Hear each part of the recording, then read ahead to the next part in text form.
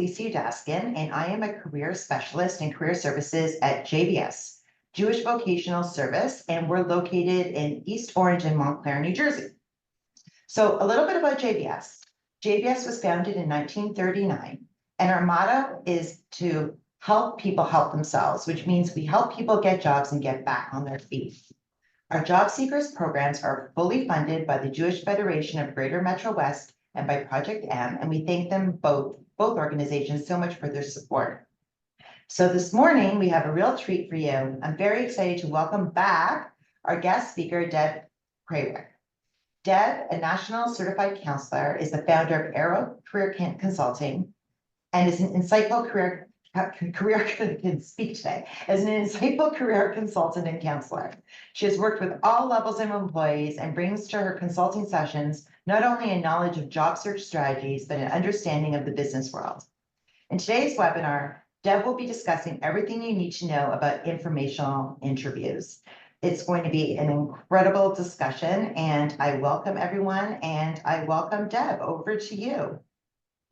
Thank you, and good morning, everybody. It's certainly a pleasure to be back presenting to such a engaging group of job seekers.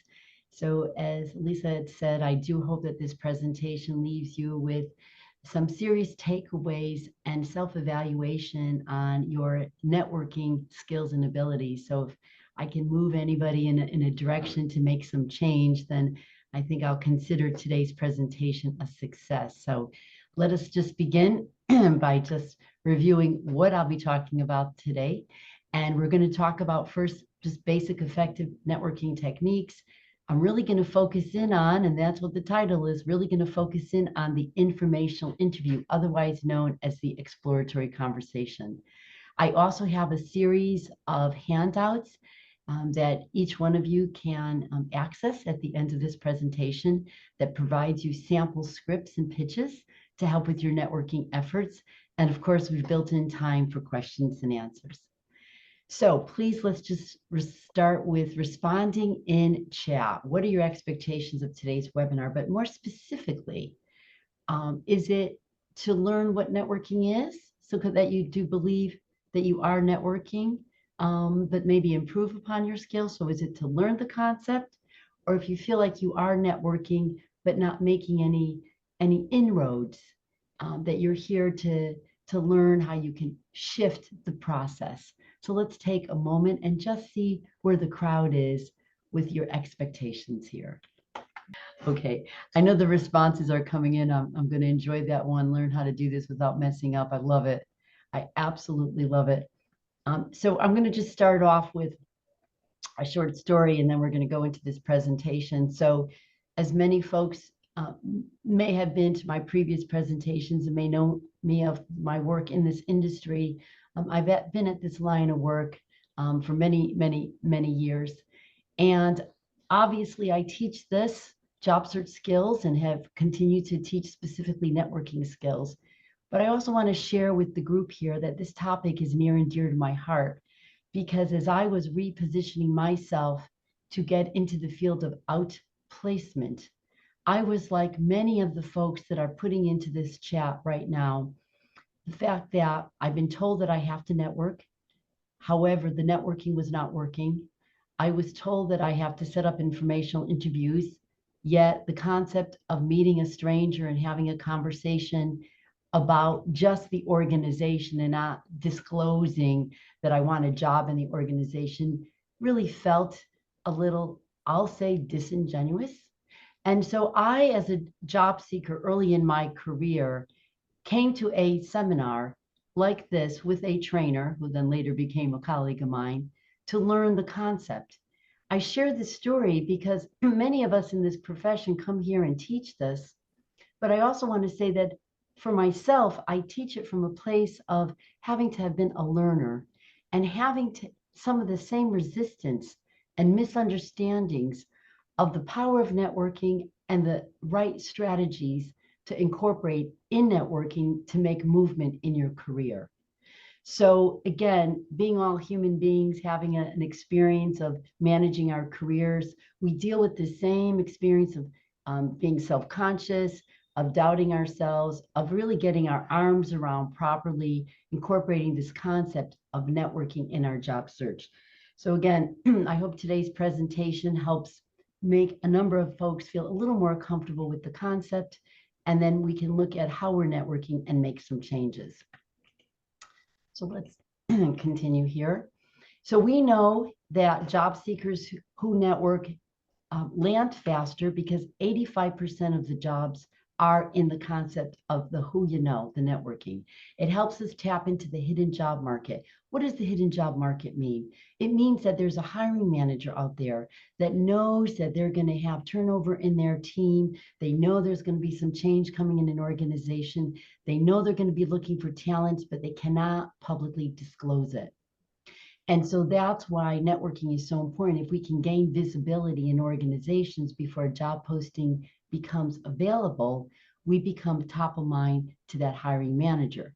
Now, there's a strategy to get to that point, but I just want to emphasize, why do we encourage networking? So again, it's that hidden job market means it's the manager knows the business is changing. We know there's going to be some needs. And so people are meeting people along the way so that we can know ahead of time where the talent is. And we are creating internal references. And I'm going to talk today about the word references and how references are used as it's related to LinkedIn and in the concept of networking. All right. So here are some of the challenges on networking. And again, I disclosed my story that myself having changed, coming from when I used to be in the staffing industry and then repositioned myself into outplacement. I was choosing not to network because I thought I could just answer the ads and apply and get the work. So I was literally choosing not to network. I was told networking was important, but I guess you could say I really didn't understand the concept. I didn't understand the concept and why it's necessary.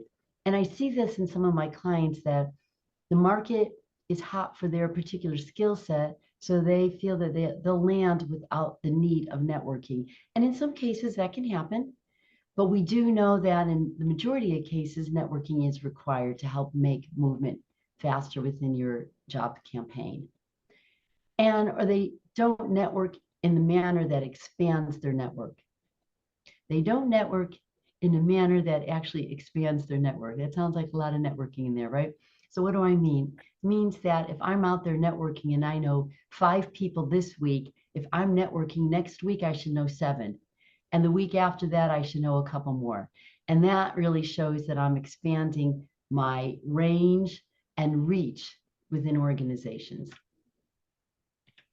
So the common job search activities that we all engage in, we talk to recruiters, we answer the job postings, we seek referrals to jobs through LinkedIn. So there's a job out there and we're looking for who we know. We reach out to professional colleagues, shoot the resume over, let them know we're looking, right? Keep me in mind, right? I feel good that day that I've made that connection, okay? But I may not necessarily be networking with that person, and we're going to talk a little more about that.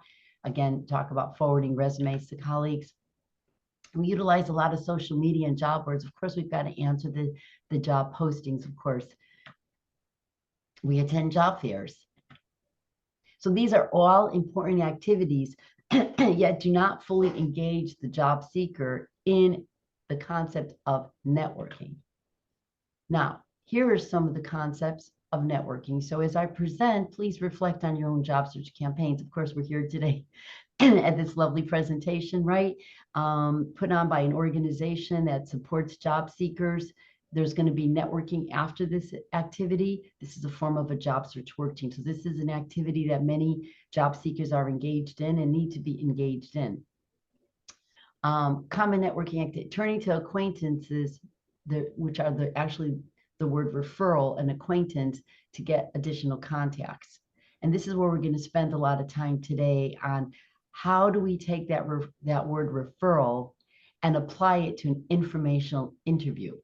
And it's really turning to somebody that we know to ask who they know, to turn an acquaintance into a referral. And that's what we're really going to drill down a lot on today. When we're really networking, We schedule meetings for the sake of getting information, ideas, suggestions, advice. Again, as I stated, I was challenged to set up an appointment with a contact to get some input, some ideas on how I could be better suited to land a position in this new profession that I was seeking out. So I have to come to the table scheduling a meeting to have this conversation. This conversation, I say to many job seekers, turns into a bit of an audition for potential openings down the way. Why? Because I'm talking about my skills, my ability. And again, there's going to be some specific handouts on how we provide this kind of information to those contacts when we set up that informational interview. So again, scheduling meetings is a key element in networking. Are you scheduling meetings with individuals that you meet is the question. Alert everyone to your transition. Of course, I got to be up and positive and feel good and learn how to alert others that I'm in job search, seeking information and suggestions from a variety of different companies and industries. We share our target list. So if I make a list of 15 companies, 20 companies I am interested in, am I sharing that list? Are people well informed of the places that I'm interested in getting hired? So these are questions to ask. I offer to help others. Sometimes job seeking is such a me activity and it can be exhausting and it's about me. Let's take a break. How can I help somebody else? How can I help somebody else? If you're in job transition, you came from a company, chances are somebody might be interested in that company and you can be a resource to somebody. We need to ask for referrals to keep the conversation going. And again, like I said, this is where we're going to focus a lot of our attention on today. Job seekers who are truly networking are literally spending about 60% of their time in the networking world.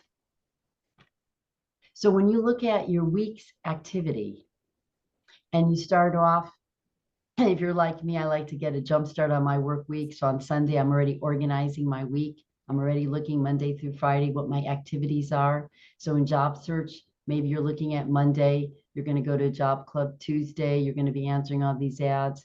Wednesday, maybe your professional association meeting. Okay, so every week we want to plan week to week how we're going to spend our time.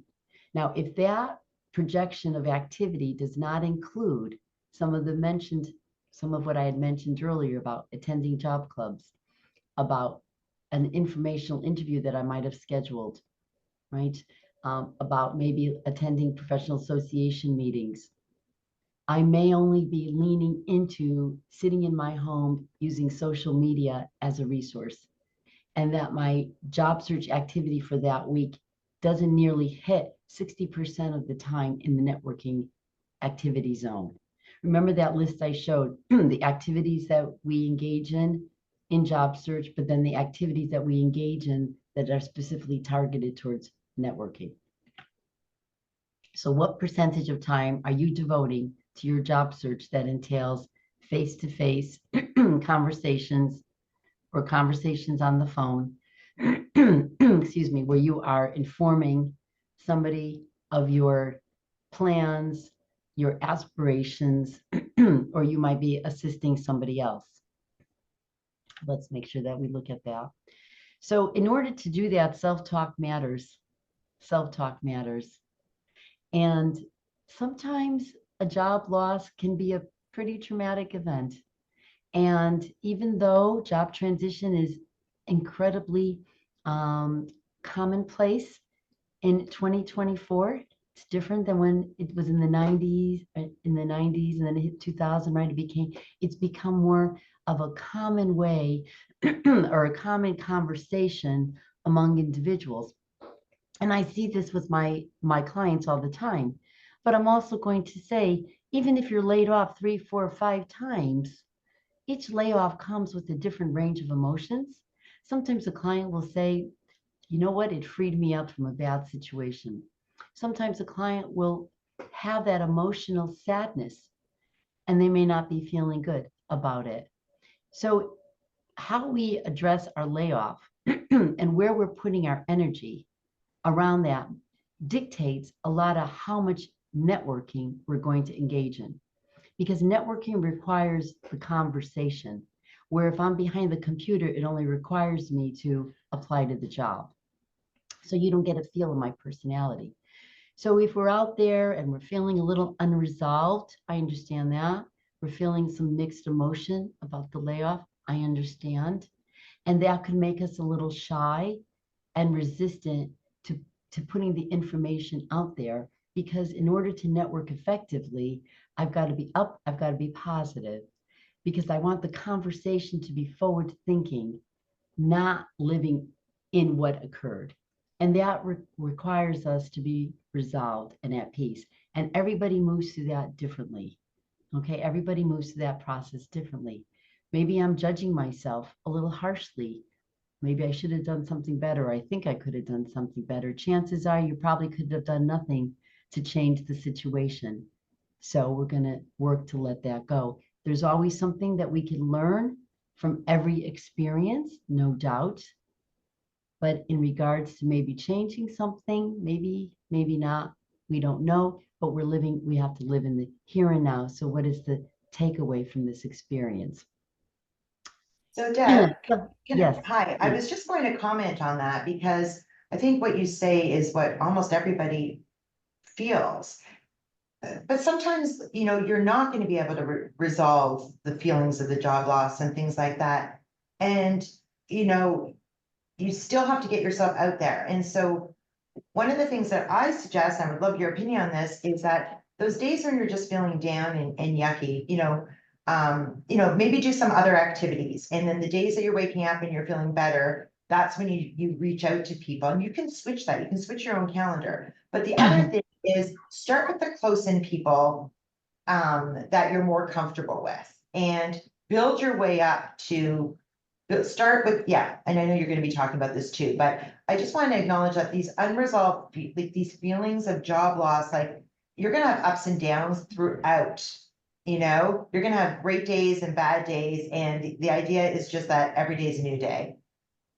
Yes, I Yeah, enjoy how you are advising your folks to when on a day that we may not be up, do something for yourself.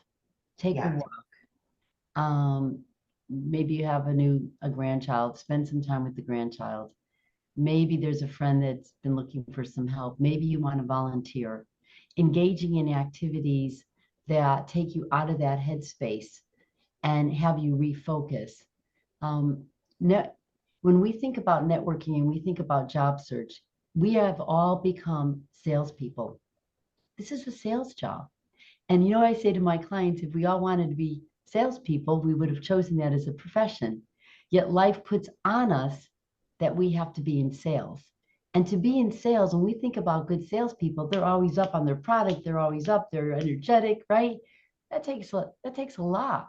And if I'm not feeling it, like we said, and yet it requires me to be up and positive, sometimes I just have to go to a place to recharge. And I love the fact about rearranging your calendar.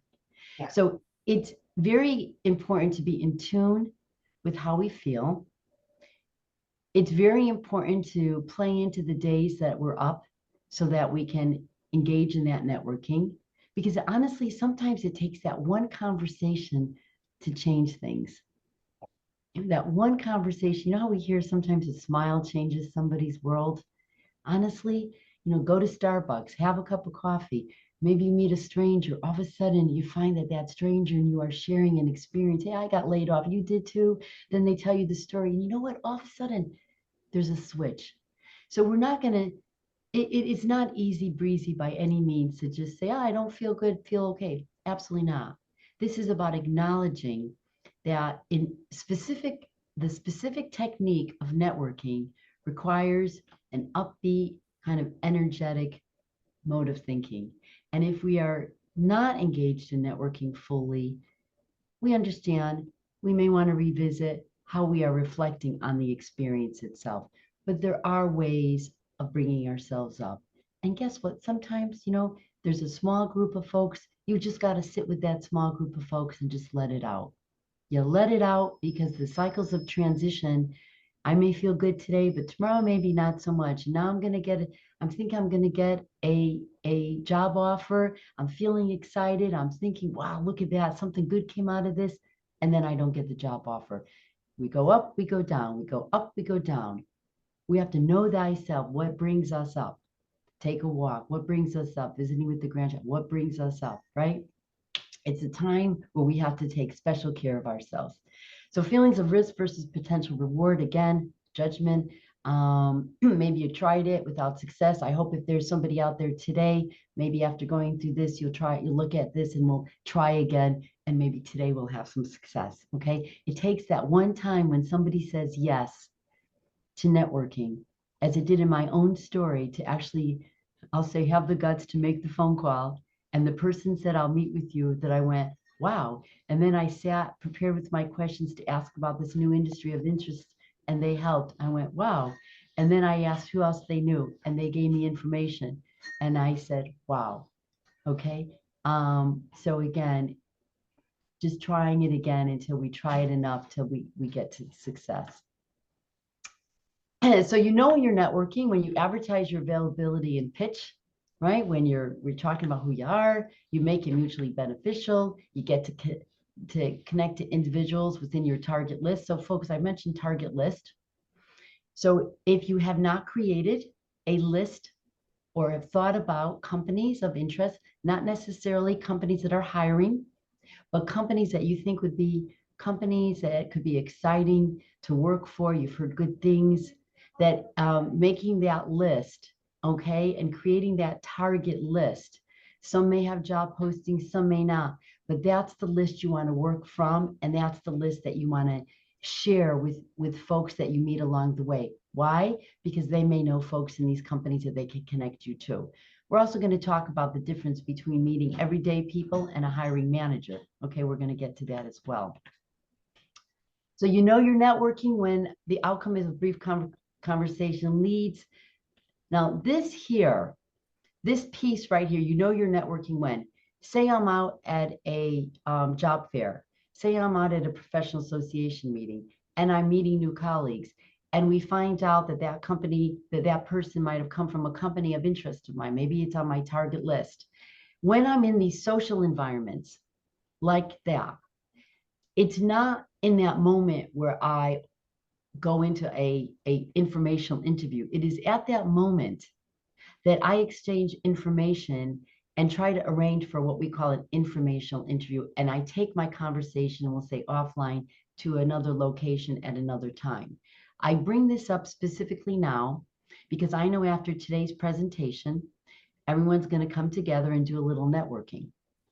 And there'll be people that I hope that are going to, obviously, we're going to share our story. We're going to share the names of companies. I hope at least 5, 6 names of companies that you might be interested in.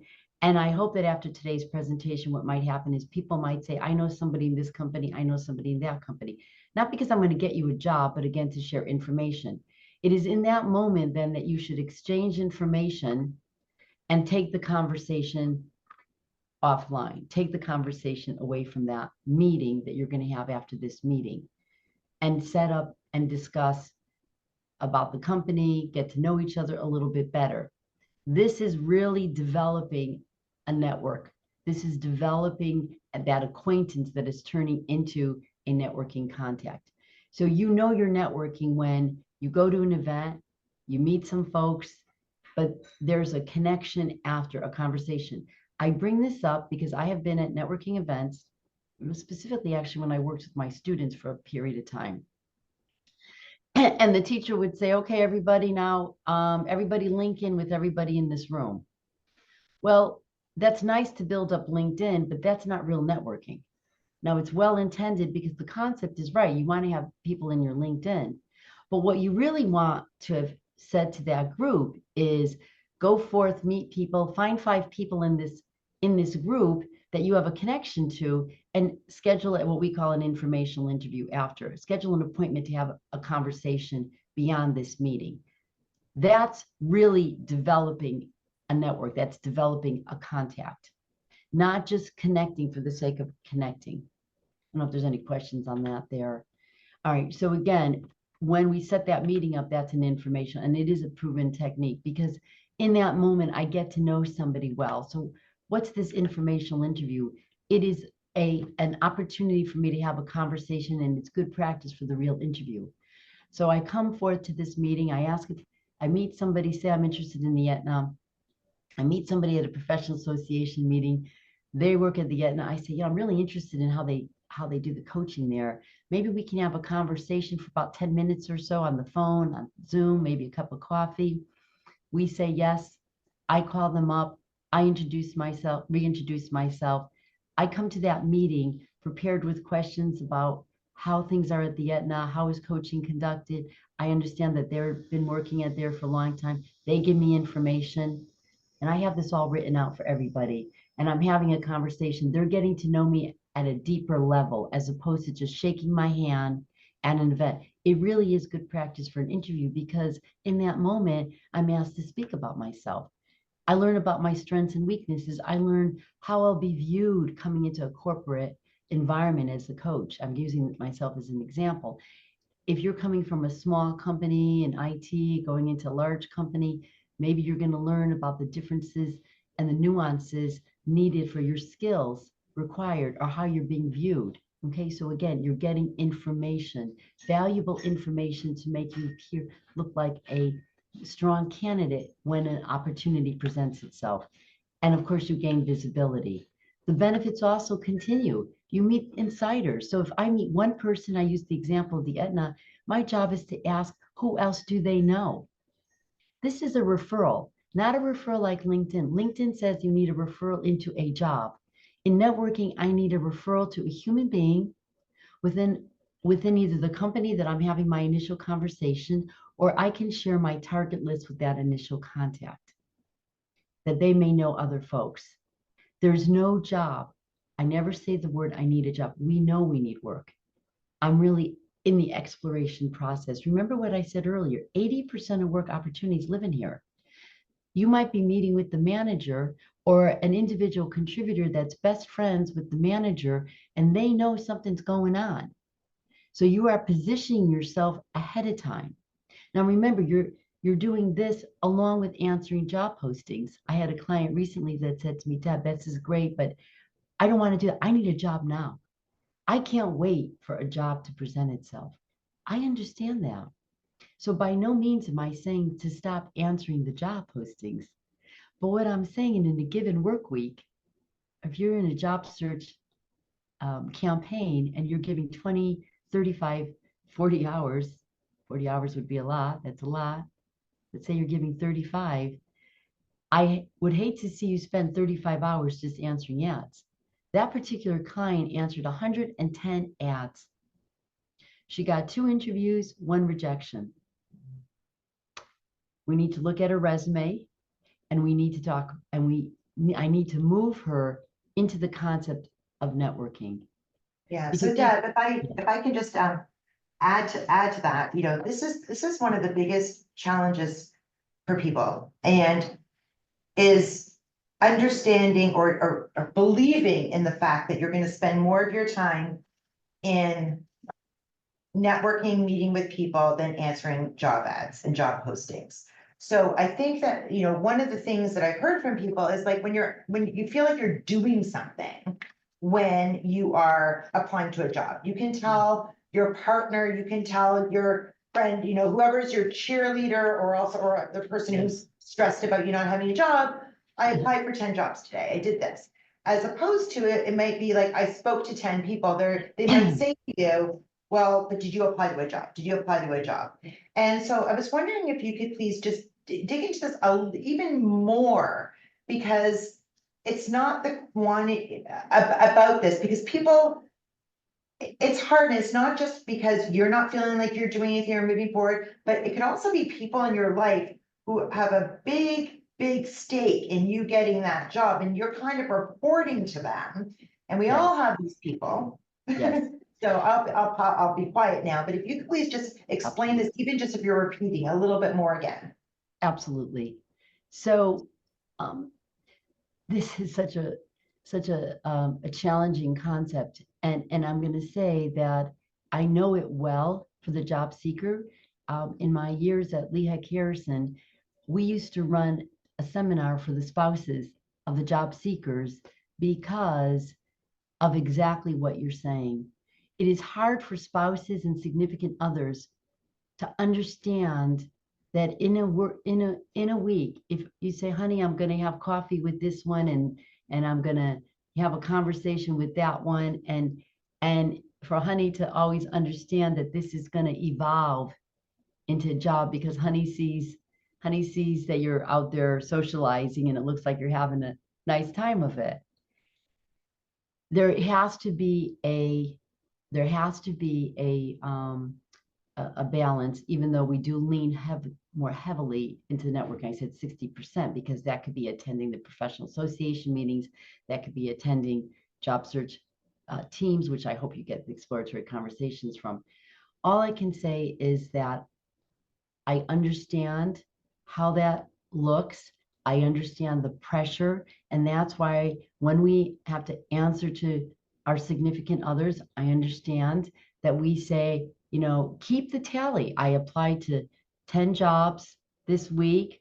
I had 4 exploratory conversations within companies that are of serious interest. Maybe you have an interview that you're waiting on. Keep a tally. Keep a tally of time spent. I cannot say not to network. And yet I can truly appreciate the accountability factor and the concern, right? Again, I shared the story of my client just recently. That's like last week, a young girl with a young family, right? And for her to have to shift off of just answering ads, but let's think about it.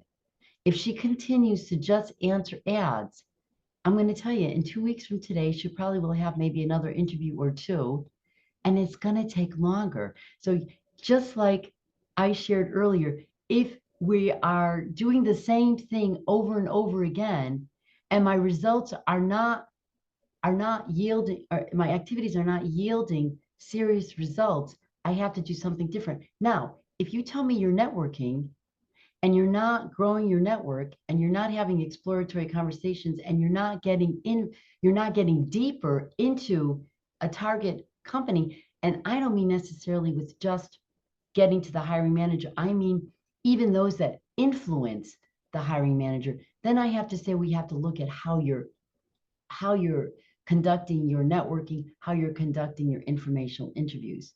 Because if we are networking properly, if I meet one person in a company, I should meet a second person in a company, and the third person in the company maybe will introduce me to a person or so, and maybe a couple more. It's not guaranteed, and we're going to talk about that. It's not guaranteed, but if I don't ask, I don't get. So I'm not sure I can't wave the wand and just say, don't do it. I can appreciate, Elisa, the question. And it's been out there for a long time. It's hard when there's a lot of pressure, but I'm here to tell you, as a practitioner, as a human being who had to do this herself, from what we read, from the statistics out there, networking has to be a big piece of it. But today we're here to say, are we really networking properly? Yeah. That that's it. Are we doing it in a proper manner that is yielding the result? So, okay. If it's okay, I'll move on from that, but I have plenty more on that, but for a second. Absolutely. All right. So meet insiders, expand through your referrals. And again, I just said here that the referral is a stranger. Well, again, I really get stuck on LinkedIn when we ask for referrals for LinkedIn, because when I ask people if they're networking, they say, yeah, I got some referrals into some jobs that were out there. Well, that's good. But in real networking, referrals are to people that you don't know. So if I was networking with Lisa, I'd say, listen, can you tell me of a name of another organization that might find benefit in helping their population like we do here? Lisa, do you know anybody, another organization that you can refer a human being? In networking, if I were to say, Lisa, do you happen to know of any other organizations that are interested in helping job seekers where I can have an exploratory conversation? I know a lot of the libraries in the area? Maybe I'm going to give you, I'm doing it off the top. Right. Maybe I'd name a couple of the libraries in your area if I was properly prepared. Do you happen to know anybody in any of these libraries where you can give an introduction on my behalf? Yeah, actually, since I know and you've shared with me more about what you're looking for, I think that the Morristown Library has amazing resources and they actually hold, I've actually referred clients there too. So, and this is the person who I know there, and just go in, tell them that Elisa sent you, and I'm sure you're going to learn a lot. So I'm going to show everybody how I'm going to write to that contact because Elisa, I'm not going to forget that. But the point being is, do you see how, folks, do you see how this can happen? All right. Now, I know that it may not always happen like that. And I know there's people out there saying, yeah, I've asked and I haven't gotten, and we'll talk about that. But I just put out a question. And if I was really prepared, I would have probably researched out some of the libraries in her area because the most important thing is to give names because you see, she had to really think. And I don't want to make somebody have to think that hard. I could have gave her some names. Now, if she was in Connecticut, I'd say, do you know anybody at the Russell Library? Do you know anybody at the Simsbury Library? Maybe you know somebody at the Farmington or West Hartford Library. I understand that. You see, I'm planting seeds. And she has a relationship with me. I have to plant seeds with people that have relationships with me that say, I'm not saying, can you get me a gig? I'm not saying, can you get me a job? Can you connect me to somebody that I can have a conversation with? Okay. All right. So we did something on the fly there. I felt compelled I had to give people a real life example, right? Because all right. So we know this, community events, professional, I've said this.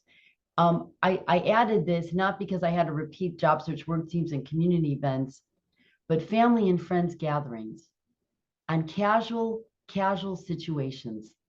So I had a client that I was working with for about 2 months plus, and she was practicing networking. She was doing a pretty good job at it. But you know what she did? She came to me in my last session and she said, Deb, I've had this workout buddy now. I go to the gym to just kind of forget my problems. I work out really hard. And you know what I did is I shared with her what I do and what I've been looking to do. Right. She was in banking. And so she was looking at some major banks. And so she said, yeah, I'm gonna miss it. She's brought it. I'm gonna miss this when I finally get that opportunity. I don't think I think I shared with you that I'm job transition. I've been looking to get to know folks in some of the major companies, Webster, Bank of America, that. This is God's honest truth. That woman's husband was best friends with a executive in one of the banks. Okay, you can't make this stuff up. And just by casually mentioning it. So I invite you to think about if there are people that you're not mentioning your search to, okay, that we've left off the list. Now, I can appreciate she wanted to go there and forget her troubles. I get it. But that day, for some reason, she said I was compelled to share it. Maybe she was feeling especially positive about things. Maybe she was especially up that day, right? Maybe she was inspired by something that she had read or heard. But she did, and that happened. I'm not here to say that it happens all the time, but I'm just here to say that life is funny like this. And we spend all this time going to these job search work teams, which we need to, these groups that are set up to network. And sometimes in life, we overlook the simplicity of making a connection. The simplicity. You want to say something, Elisa? Yeah. Did you want to say something? Okay. All right. I thought you were saying something to me. All right. So, as I said, can be with anybody you know. All right. Yet often overlooked. Can be with an acquaintance, a neighbor, postman. I'm not going to go on and on about the variety of stories that I have over the years, but I bet if you reflect on life situations right now and you think about how you got a job along the way, somebody who knew somebody. Or let me also just interject. Maybe you got a referral to a good auto mechanic. Maybe you got a referral to a good hairdresser. Maybe you weren't shy about putting it out to your friends that you were looking for. You're having some, looking for a realtor. and gosh, you don't know who to trust, and somebody gives you a name. We network all the time. We network all the time. Yeah, and Deb, I mean, I can't stress enough how this works. And back to the mindset piece of it, of feeling self-conscious or anxious or anything about doing an information interview or anything. You probably wouldn't feel uncomfortable about saying, oh my gosh, I love your haircut. Can you recommend your hairdresser? You could also recommending, I need a therapist for my kid, right? Even that you're probably fine and comfortable with. Yet when we say, do you know anybody who works at Bear or Novartis? We sit there and, we're thinking, oh, should I ask, whatever, but people want to help, and human nature, people like to help make connections, and they're going to feel good about it, that they can introduce you to someone as well. So maybe if you try to think about it in terms of, you're always giving recommendations, or, about a recipe, about this, about that, people are, goes back and forth, and try to apply that same approach to, when you're looking for a job and asking for recommendations, or for people who know people. Right. So let's strike this phrase Oh, when we network. I need a job. right. Let's strike that phrase out of I need a job. I want to meet someone. And networking, I need input, some advice. I'm looking at you as somebody that can provide some guidance, some thoughts on my job search campaign. Give me some ideas. I've often heard that the Apple company was great, or the Aetna was great. You're living in that organization. Talk to me about it. Talk to me about your experience. Let me repeat. Let's strike from now. I need a job. When I need, no doubt I feel less than. But if I ask you, can you provide me some insights, input? Folks, I don't know anybody who could get insulted. I don't think so. If I were to say, can I pick your brain on the concept of, can I get your advice? I'm making you a subject matter expert. I really want to hear, I value your opinion. I'd like your guidance, you see. But there's another side to this. It's got to be authentic. So one of the problems I had with this when I went to my own seminar years and years and years ago was I said, look, I don't want to be disingenuous. I'm a pretty straightforward kind of person, right? I don't want to, like, I need a job. This is the company I wanted in. This is the guy that could probably hire me. It's pretty straightforward. And the trainer said to me, Deb, do you know everything about that company except for the fact that you'd be excited to work for it? I said, well, not everything. Do you know why you're getting rejected? Well, I know I don't have specific industry experience, but I have all this other stuff. Do you think it'd be helpful if somebody gave you some guidance or insights on how you can get some specific experience? If somebody can really appreciate your transferable skills, and if somebody can actually speak on your behalf, do you think that would be helpful? Well, he sold me on it, you see, because I was doing everything and not getting in this company. Why not try it? But you have to come from it from an authentic perspective, because I'm teaching what to say, but you got to come to it. And I actually got sold on the thought that, the trainer was right. I could use some input. I mean, why am I getting rejected? If somebody would actually speak to me about this because I got a referral in, heck, it could really help me. And maybe I could really get my story out on why I think I would be somebody valuable to this organization. I said, do you think somebody would really meet? If it's a referral with somebody's name, let's go back to what Lisa and I just did. If I called one of those places that she mentioned and just said, hi, I'm Deb Krawiec, and I kind of like to talk to you about delivering a webinar, they might be polite. But if I drop her name, because her name means something with her permission, right? They're going to say, oh, did you say you know Elisa? Well, listen, if you know Elisa, I can carve out 10 minutes for you, you see. It has to be a strong connection, you see. Now, sometimes we give referrals because we're really kind, but and our referrals are kind of dated, or, so when I network with somebody and I'm going to referral, I usually try to call the person and ask if they're still accepting referrals from me, right? So what I say to anybody on this call, if someone's going to refer you, because if I were to really follow up with what Elisa just said, you know what I'd say to her? Lisa, do you think you can call that contact that you have in New Jersey and just say, or send an email and introduce me?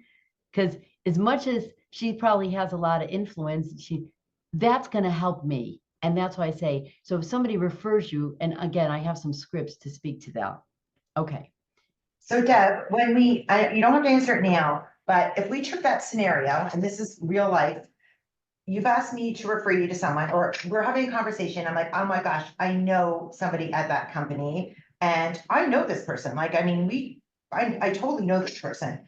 And so I reach out to the person, and they say, sure, they'll connect, but then they don't answer to the person who I've asked for, or they don't get back to me when they'll get back to me in the next text about dinner on Saturday night.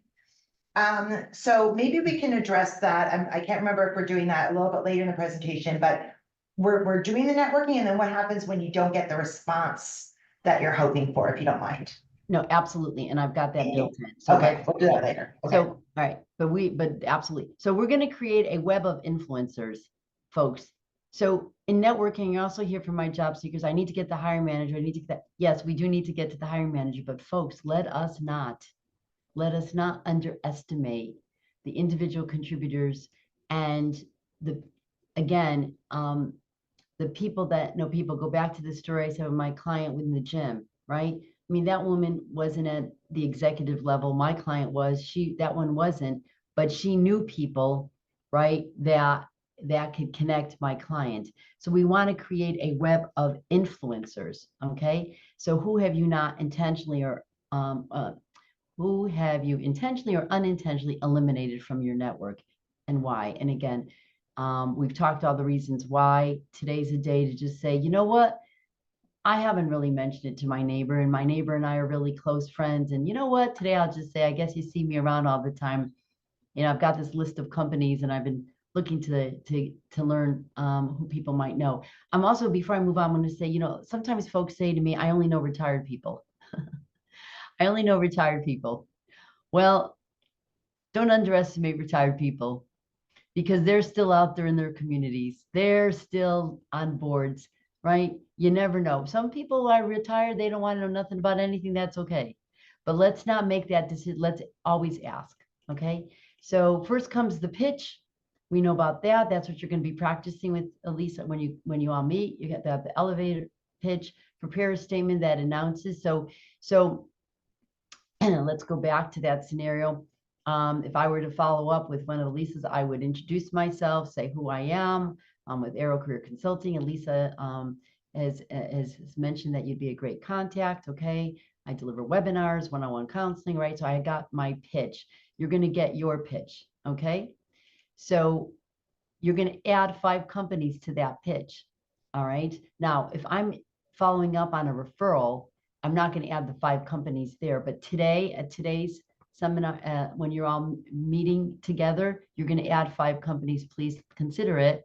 And I know that won't be the only 5 companies you're interested in, but it helps me to help you. If I see names of companies and I've worked in, or if people have worked in these companies, they might want to help you to have a conversation. I'm not promising you a job. I'm just promising you some input and some advice. That's all. A conversation. You're making me a subject matter expert. Okay. So now we come to the fun part: LinkedIn, chats, text messages, and emails.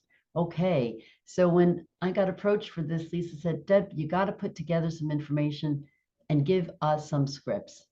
Right. And then we're going to answer those questions when people when they just don't respond. Okay. So the hot and warm contacts. Okay.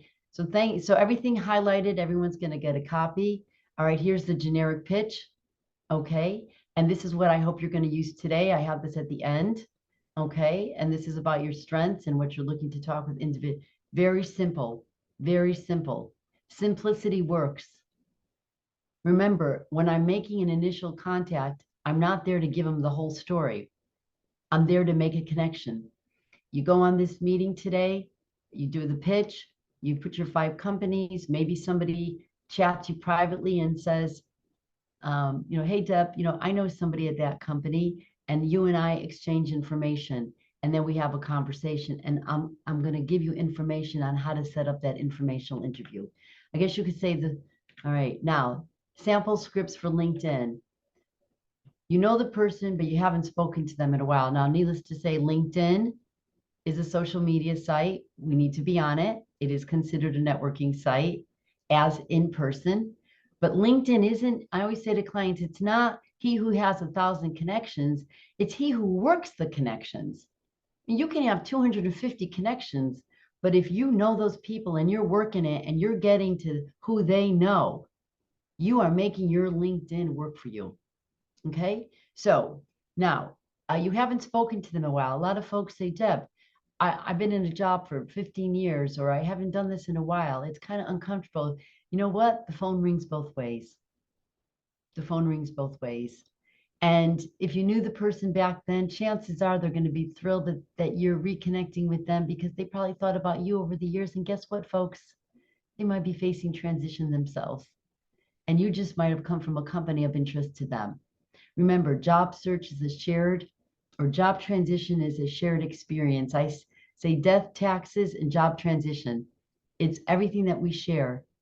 It's a common experience. Okay. So it's inevitable in this day and age. So here's the script. The reason for reaching out was to let you know that as a result of a major reorg, I'm now exploring how my skills and experience may align with a number of organizations I'm exploring, and find that the company you're in is on my target list.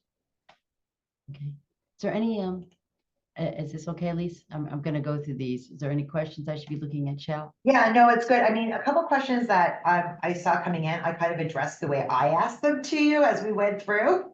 Okay. So I think that these scripts are great. Why don't you continue, please? All right. Okay. All right. Okay. So now this is to somebody that you haven't spoken to them in a while. So again, it's been a while. The reason for reaching out, there's a reason, right? It's to let you know that a result of, okay. I'm now exploring how my skill may align with a number of organizations, and find that, would it be possible to take a few minutes to chat about your experience? Maybe we can schedule a 10-minute chat. We used to say exploratory conversations were 15, 20 minutes, but my clients are reporting in, if we can get 10 minutes, we're good, right? 10, 15 minutes. Okay. So we put this out. We're going to address when we don't get a response, but these are some nice sample scripts for you to take. Okay. You know the person and you're asking for a networking referral. Okay. A networking referral, not a LinkedIn, not a referral to a job, but a networking referral. Hope all is well and you've had a chance to enjoy some of the great. I just came back from the Cape where I spent a few days.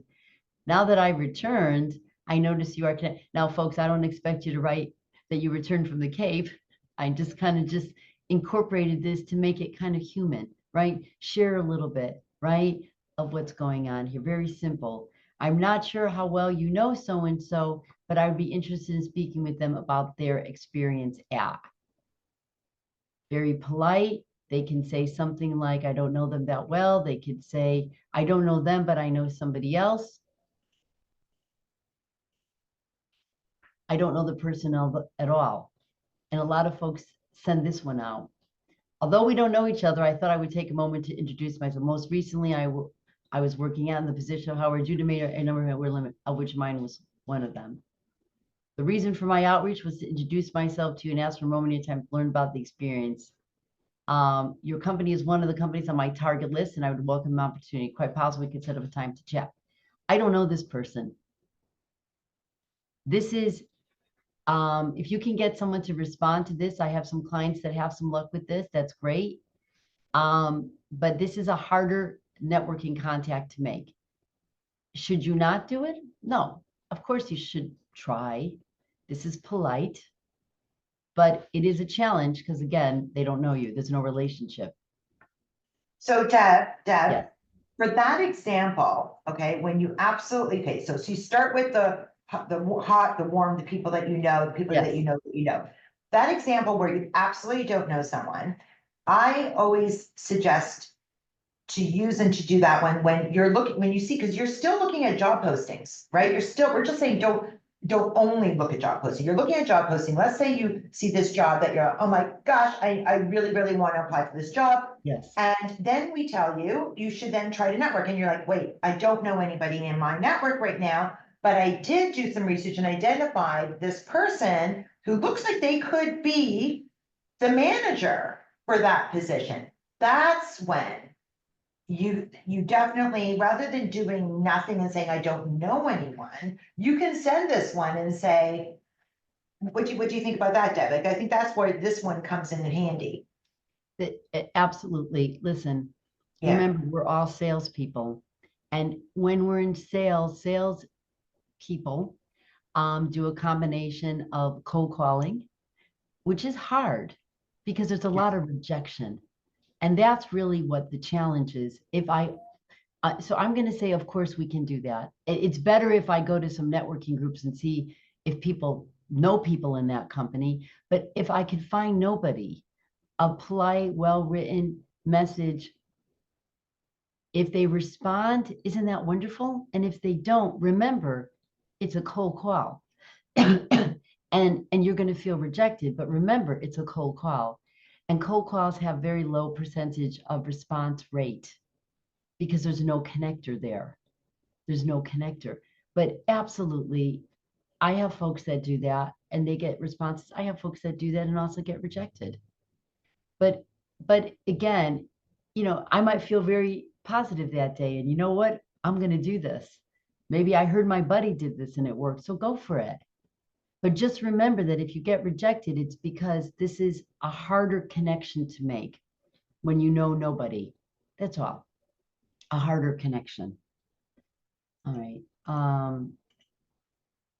Okay. Again, this is something, but we'll refer to, you have to drop the person's name. As I mentioned, what's important here is anybody that refers you, I always would encourage you to ask that person to send them an email, and I'm introducing my friend, my colleague. Do you have for a few minutes of a conversation? Would that be acceptable? Sometimes I like to do it on LinkedIn. I'll put the person I'm referring together after I've had the conversation, so the two of them can then get connected and go with it. Okay. That's very important to do that to make this work. A lot of times failure in networking is because that connector is not strong enough, or something is happening in the person's life that is not allowing them to network. So let me give you an example. I referred a client of mine to a colleague of mine. She works in SBA and they wanted to learn more, get some information. I reached out to her and she said, listen, I'm happy to help, but right now it's the busy season and I can't really meet or talk with anybody. Can you give me a few weeks? Can you give me a few weeks? Okay. So I wrote back to my client and said, she's more than happy, give her a few weeks, and I connected them. You see, so I did a little legwork, all right, making that connection. If I care about somebody getting a job, I probably end up doing that, right?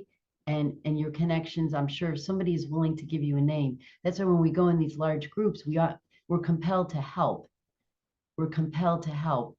And I understand that. And sometimes our connections are on vacation. Sometimes our connections, may have life circumstances going on and we get discouraged. And remember what I said earlier in the presentation. I might have tried networking and it didn't work. I got nowhere. Nobody ever helped.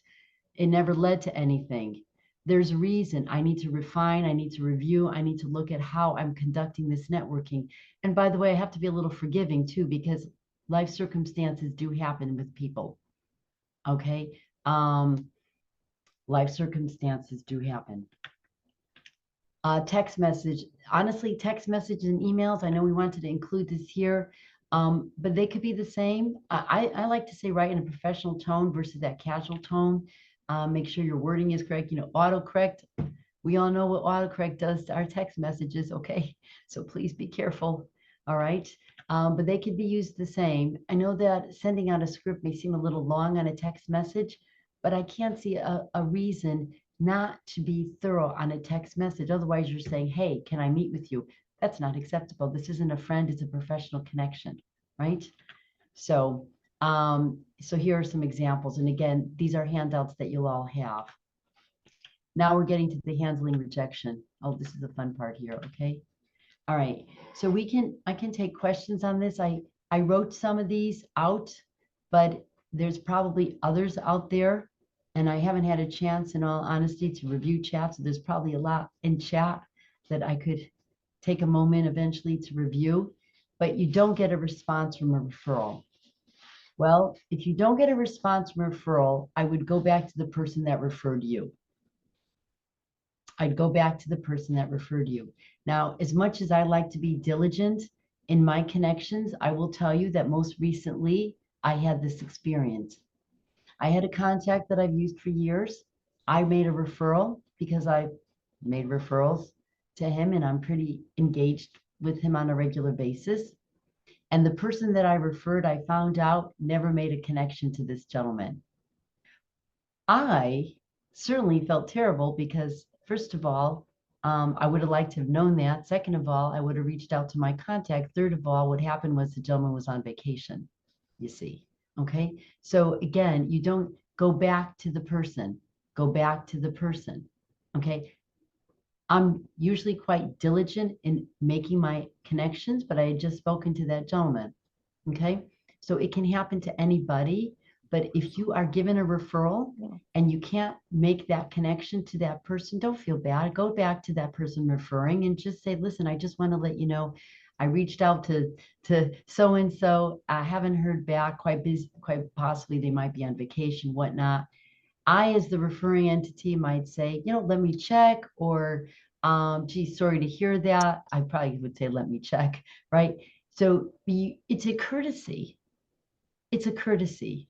Think of it in that way. If you gave a name, you'd want to know. You don't get a response from a friend or former boss. I have heard this over the years. So Deb, I just wanted to say before you get into this next point, it's related to it. Somebody in the chat wrote, ghosting can be more frustrating than rejection. And I thought this was an appropriate time to bring that up because you're going to talk about that. So ghosting can be more frustrating and I would say also hurtful than rejection. Please. It is. When we get laid off, I always say none of us like to be broken up with, and nobody likes our phone calls not to be returned. Or if I hear this time and time again, I hear this even on interviewing. I have clients that have been interviewing 3rd, 4th round interviews. All of a sudden, the recruiter disappears. We're talking about networking here. All of a sudden, my referral disappears. I wish I can answer the question why we do this unto each other. The only thing I can say is 2 things. We know what it feels like, so we're not going to do it to somebody else. Okay, I like to say that. Okay, because it doesn't feel good, and I don't want to put that on somebody else. And honestly, I got to tell you, when it comes to ghosting, again, we'll talk about the interviewing. I think that it is discourteous for somebody in a recruiting process not to, lend the information to a candidate especially when they're nearing an offer. I know things change in organizations, people get let go, the business direction changes. These are all reasons that these happen. It doesn't justify not receiving a courtesy. But unfortunately, human nature is such. All I'm going to say, folks, is that we have to let it go. I know that's not any kind of, but we have to create a philosophy. It doesn't feel good. I'm not going to do it to somebody else. But honestly, if somebody, here's where you can control it, or where I'm going to encourage clients to think about this. And this is, again, so I've had several clients that have been ghosted after being deep in the recruiting process. Deep. I had one fella, he had 6 rounds. If you're out there, you know how many rounds you're getting. And then all of a sudden they disappeared, completely disappeared. They were nearing an answer, a decision. He called. we crafted a text, an email, what to say, how many times to say it, right? We had to let it go. Let it go, because the truth is we don't know. Maybe the hiring manager got fired, who the heck knows, right? Let it go. But what I said to the client is you have to decide how you're going to feel about this, because if they re-engage with you, how will you feel? Lo and behold, they re-engaged with this client about 7 weeks after they initially ghosted him. He was still in job transition, to start and the conversation again. This is what I say to job seekers. Now, I could be pretty upset with the fact that I got ghosted. He was pretty taken back. Maybe that tells me about the organization. He thought about it. He listened to what the recruiter said. They said they had a change in the structure and business direction, et cetera, et cetera. This is where it's on us. I could, again, let it go and go back in and interview, or I could hold on to it and just say, I don't like how they handle things, and then let that opportunity go. This is a tough one. This is a tough one because none of us like to be rejected. None of us like to be ghosted. So all I'm going to say is create how your attitude around this. Things happen. It's not right. Doesn't feel good. I've been ghosted. Okay. But I have to think about what's in my best benefit, in my best interest, to hold on to the angst, let it go. Maybe if my client went back in the interview process, I said, evaluate, see how it feels, see what they said. Don't make a decision and just say, you did this to me, so I'm going to do this to you, because guess what? This was an opportunity that excited the heck out of him. Okay. I'm not sure I gave anybody the exact answer to that. Listen, we're all human beings. None of us like that. And I don't know why it's so prevalent, but it is. I don't deny it. I Yeah, don't so deny it. after you go through, definitely people want to know about how many times do I reach out and how do I approach this? But then I do have a question from someone to ask you after that. Okay, Deb? So my rule of thumb is 3 times for reach out. Okay. So let's say I reached out once. Okay. And now again, reaching out, was it a referral from somebody, right? Was it a cold call, right? But I'll still stand by my number 3, but I'll just treat it differently. So if it was a referral and I reached out once and I did it on LinkedIn, I'm going to reach out again, probably a week later, and I'll just say, I know things get hectic, just want to send you this message, but I'm also going to send you a message on email if I have their email address. Or I'm going to reference that I'll make a phone call if I have their phone call. So now I'm hitting them with both places, either an email and a phone call, but I'm making reference on LinkedIn. Hi, try to reach out to you. I just want to touch base again. I'm also going to let you know I'm going to send you an email. Okay. And because quite possibly you may not be checking LinkedIn. So now I'm going to try a different way to reach them, you see. Okay. And I'll do it on email. I do the email, I do the LinkedIn. I get no response. I don't know if I have a phone number on them. I might not. I'm going to try again. This time, maybe if I have a phone, and then I'll say, I sent you an email. Not sure you had seen it, but just inquiring about making setting up a conversation, and then I may ping them again. So I'm hitting them from different avenues. I'm being polite, but I'm also referencing the fact that I'm hitting them from different, if I have that kind of information on them. This happened to me recently, actually, with a contact. I emailed, no, I mean, I LinkedIn, I finally emailed, and then I called, but then I got to learn, you got to let it go. I did the play. Things happen in people's lives. They got back to me because things were happening in their life. I got to let it go, put it on the back burner. I did the best I could. Now, if they're referred to me, then I'm going to go back to the person being referred. Okay. And just say, I reached out a couple times. I want to thank you for referring, but quite possibly things are, going on with them and they're not able to respond right now. If they have a real solid connection, like with my contact that happened to me, right? I reached out to find out what happened. Okay. again, I look at it as a courtesy to anybody that refers me, that when you get a referral, they want to know. So how many times I do rule of thumb 3, but it's not just how many times, it's how I approach them. Phone, email, LinkedIn, if I have those avenues. Okay. Okay, so Deb, there's two questions in the chat. I'll tell you what they are, related exactly to what you just talked about. So one of the questions is, is the same rule apply, or what do I do if it was a former boss of mine who's not replying? And then, sorry, there's so many chats here. And then the second one is, for reaching out to a referral, do your rules of 3 temps apply if it's a warm intro via LinkedIn? So I guess the question is this, okay, so if it was a former boss and they're not getting back to you, and if it's someone who's warm, who you know, and they're not getting back to you. I use the rule of 3 all the time now. If it's a former boss and somebody I have a relationship with, listen, I might be genuinely concerned about somebody. I mean, I'd like to think that I could be genuine, right? And what do I mean by that? So if you know somebody normally would be responding, okay, and I'm talking about the difference between a recent former boss or maybe somebody that's been in your network for a while and you're not responding. I guess that's the difference here. And I want to draw that line. So a former boss, they're not getting in touch with you. I'm going to go rule of 3. Okay.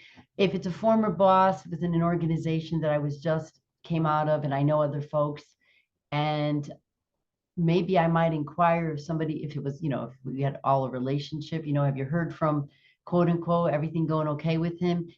I might inquire if indeed I had that kind of deep relationship, because there's some serious concern I might have. So I might reach out to and I have, on one occasion when I was reaching out myself to a former boss, because I know that person always responded and I was concerned, and I reached out to a colleague, everything okay? I haven't heard from him, that kind of thing. So I'm going to stay by the rule of 3. And I'm going to say, depending on your relationship, listen, life happens, folks. Life happens. And sometimes people just are ghosting us because they are. And sometimes life is happening. And that's, like I said, I only saw one chat. Keep it positive. I only saw one. I love to read through all these chats here, because I always learn and grow. Pardon, I always learn and grow when I'm, but I happen to just look over and it says, think the intent to be positive. Honestly, I couldn't have said it better. I couldn't have said it better. Why put yourself in that mindset? And it's so easy to do. There must be something wrong. There must be something that, they're saying, I hear this all the time, and I understand that when we get released from a company, maybe there's something going on. Maybe,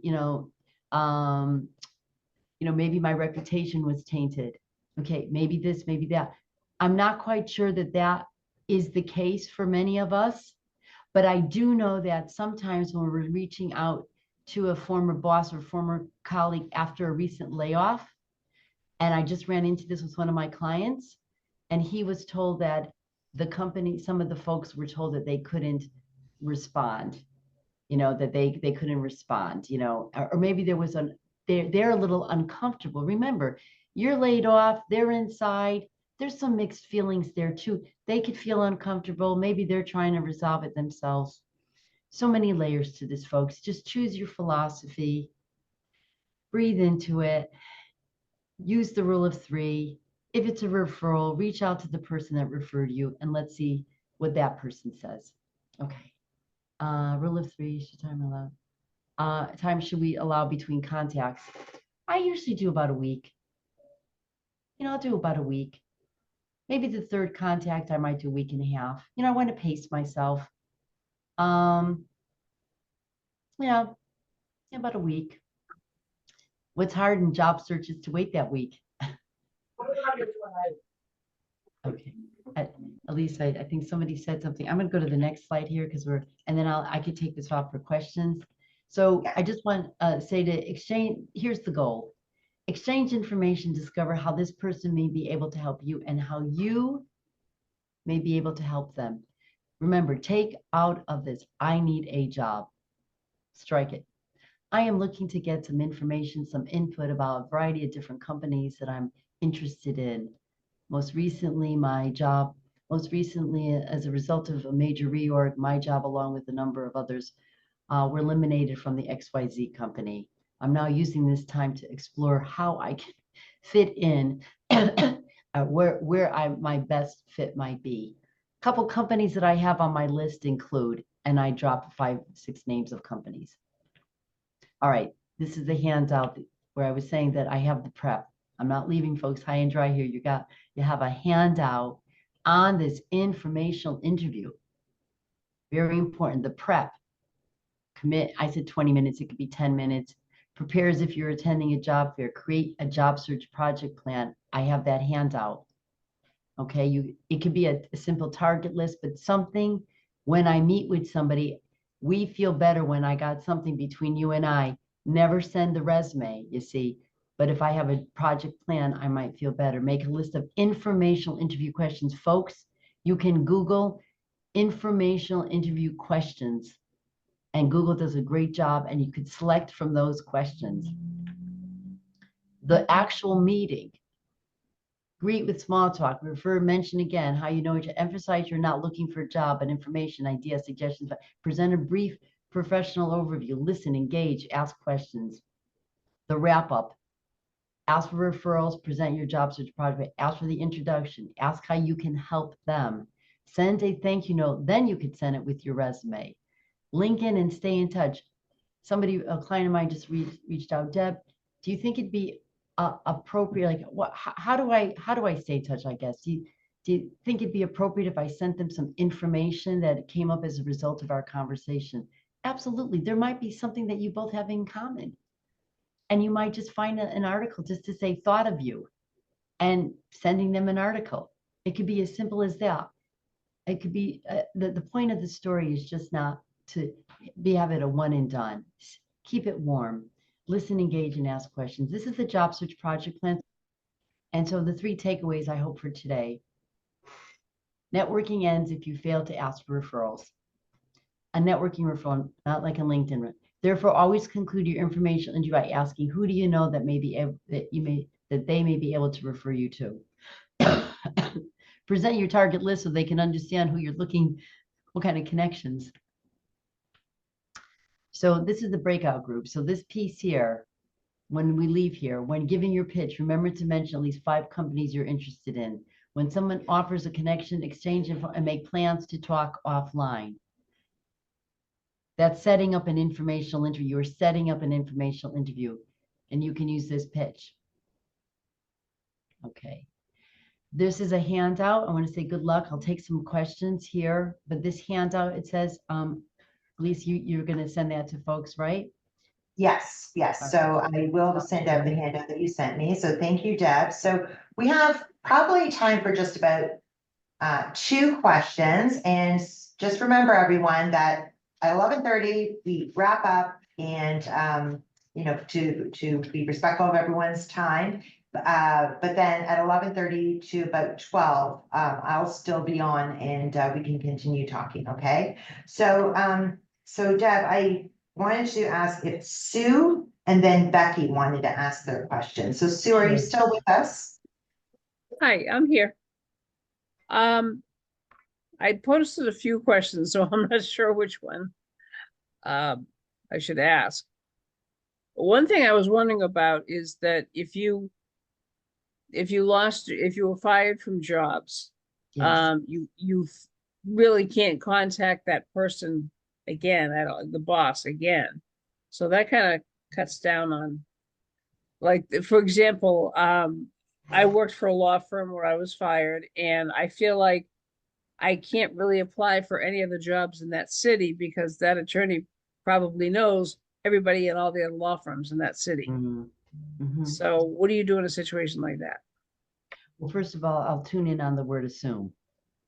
Okay. And it's easy for us to project that. And, listen, we all fail. And I don't know your situation, and, if I were speaking to you one-on-one, I guess I would try to understand, I meant privately, not among 85 people. I would try to understand what occurred. Okay. And then I would encourage you to put sort of a saying around it, like create, what occurred, like, yes, whatever happened, blah, blah, blah. And then I'd ask you, was there any lessons learned from it? There was. I don't know. Again, I'm right. Because listen, we fail, but in reality, if we can learn something, okay, then we can grow. It's I understand the feeling that you have that you feel like your reputation might be tainted, but I'm going to tune in on that word assume. Okay. Okay. And I'm going to encourage you to take that out and encourage you to create a little script on, what happened. So they'll say, are you eligible for rehire? No, as a matter of fact, it was, again, I don't know what it was, so I can't even begin to like throw something out there. But I can only encourage, if anybody's in this situation, was there something that we learned? And again, of course, you might say, Deb, it wasn't fair. I shouldn't have, because there could be something layers to this too, right?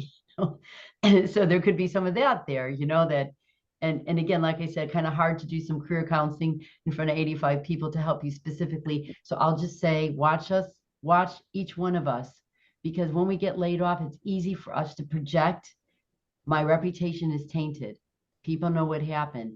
I'm working with a population of folks now that did undergo a lot of performance reviews and did not make it through them. But we also know that performance reviews are a way when things change in organizations and our goals change. This is a great instrument for organizations to use to say, look, out with the old, and I don't mean old by the age, I mean kind of like a skill set or the requirements, right? So, but there's a way to say, the job no longer was a fit. Things had changed within the organization, right? And what was once a fit no longer is a fit. Again, hard to specifically say, except again, tune into the word assume and watch everybody, how we project that feeling. Because I assure you, if you're a talented individual, talent is needed out there. Talent is needed. So don't hide yourself. Okay. Stand tall and don't give your power to the company because of the layoff or a mistake. Okay. Take your power back. Thank you. And so Deb, I think what we're going to do is we're going to wrap up now. And as I've mentioned to everyone, I know there's still some questions. I will stay on. If Deb has a few minutes, she will stay on as well. But I will stay on. So I want to thank you so much, Deb, for such a fantastic webinar and all of the tangible scripts that you worked hard on to put together for all of our attendees here, which I will be sending out to everyone. So I want to thank you so much for everything that you put into this and just love how you present, and it was just wonderful. For everyone who has joined us today at our JBS Job Seekers, the next one is, so mark your calendars for Thursday, September 5th at the same time, starts at 10 a.m. Eastern, and it's going to be called Take Control of Your Job Search with Paul Sakala. And I'll be sending out emails starting on Monday for you to register. And again, just want to end by thanking our sponsors, the Jewish Federation of Greater MetroWest and Project M, so that we can make this available for you guys. And please complete the survey. It only takes a couple minutes. So I'm just going to say thank you very much. Okay, my pleasure. And link in with me, folks. Just let me know how I met you.